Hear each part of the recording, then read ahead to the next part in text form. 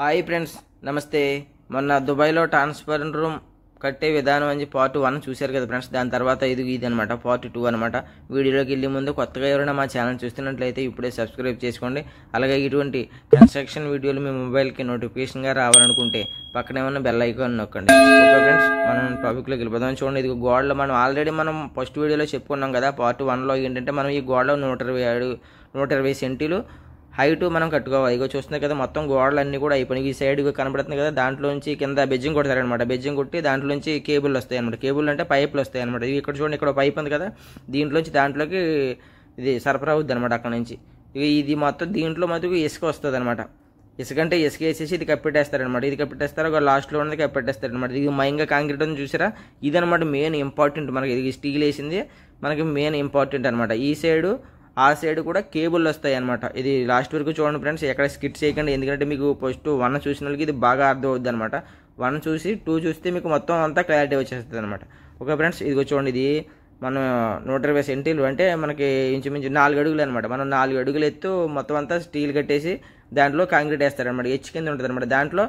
దాని మీద ట్రాన్స్ఫార్మర్ కూర్చుంటుంది అనమాట. ఇదిగో ముందు ఇది మనం మీకు స్టీల్ ఎందుకు చూపించానంటే కొంచెం పని ఎదరికి వెనక్కి అవుతుంది కదా, ఆ టైప్లో ఉంటుంది అనమాట. దాని గురించి ముందు స్టీల్ చూపించాను మీకు నేను. అసలు ఫస్ట్ స్టార్టింగ్ పని అయితే ఎలా చేయాలంటే ఇదిగో చూశారు కదా, ఇది ముందు గోడలన్నీ కట్టేసిన తర్వాత దానికి బిట్ పెయింట్ వేసేయాలన్నమాట. బిట్ పెయింట్ అదే బ్లాక్ పెయింట్ వేసేసారు కదా, ఆ బ్లాక్ పెయింట్ వేసేసిన తర్వాత ఇదిగో ముందు దీంట్లోని ఇసుక వేసుకోవాలన్నమాట. మనం బేస్మెంట్ లోపల ఇసుక ఎలా వేసుకుంటాం, సేమ్ యాజ్ ఇట్ ఈజ్ అదే బేస్మెంట్ లోపల ఇది కూడా అంతే అనమాట. ఇప్పుడు మనం ఇసుక వేస్తున్నారు చూసారా, దీంట్లో 20 సెంటీలు కాంక్రీట్ వస్తుంది అనమాట. మనకి హైట్ ఉంది కదా గుమ్మం కాడ, ఆ హైట్ మీద ఒక 3 సెంటీలు లెగిస్తుంది అనమాట. పైకి 3 సెంటీలు 4 సెంటీలు హైట్ లెగిస్తుంది అనమాట. అంటే ఇక్కడ ఎక్కువ సెంటీలు వాడతారు, మనకంటే ఇంచీలు వాడతాం మనకి, అందుకని గుమ్మని ఇంచి అని వచ్చింది అనమాట.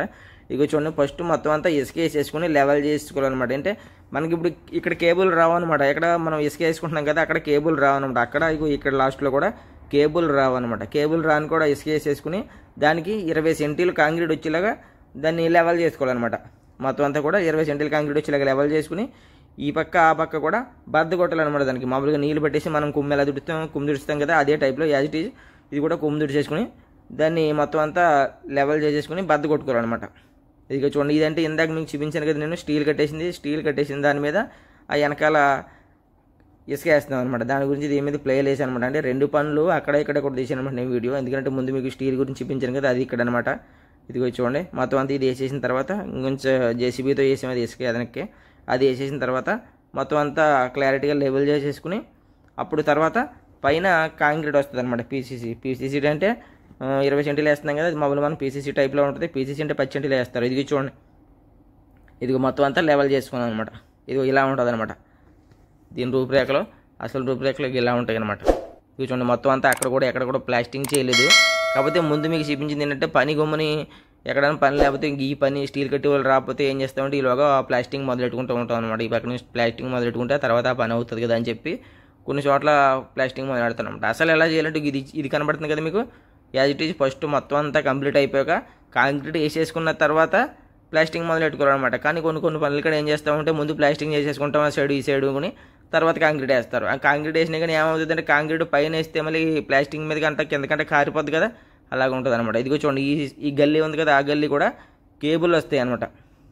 ఇదిగో చూడండి, ఇప్పుడు కాంక్రీట్ వేసాం మనం అంతే. ఇప్పుడు ఇది కాంక్రీట్ ఎంత వేసేసామో అంతే అనమాట. ఈ కనబడి ఖాళీలన్నీ కూడా అలా ఉండిపోతాయి అనమాట. ఎందుకంటే ఈ పక్క నుంచి ఆ పక్క నుంచి కూడా మొత్తం అన్ని కేబుల్ పాస్ అవుతాయి అనమాట. ఈ పక్క నుంచి రూముల్లోంచి ఈ పక్క నుంచి రూముల్లోంచి గోడకి కింద బెజ్జింగ్ కొట్టి అక్కడ కింద చూడండి గాడి కింద ఉంది కదా, గోడ కట్టింది కూడా 4 అంగుళాల గోడ అక్కడ నుంచి వస్తాయి అనమాట. అక్కడ నుంచి వచ్చి ఈ బయట నుంచి కూడా కేబుల్ ఉంటాయి అనమాట. కింద నేను ఫస్ట్ 1లో చూపించాను మీకు అయ్యి. ఈ పక్క నుంచి ఆ పక్క నుంచి కూడా మొత్తం అన్ని పైపులు ఉంటాయి అనమాట. 4 అంగుళాల పైపులు కింద నుంచి ఉంటాయి అనమాట. దాంట్లోంచి కేబుల్ వస్తాయి అనమాట. ఇక చూశారు కదా, ఇది మొత్తం అంతా కాంక్రీట్ వేసుకున్నాం. ఇది మామూలు మనం ఇసుక వేసాం కదా, దాంట్లో ఇది 20 సెంటీలు కాంక్రీట్ వేసాం, అదేమో 4 అడుగులు కాంక్రీట్ వేసాం.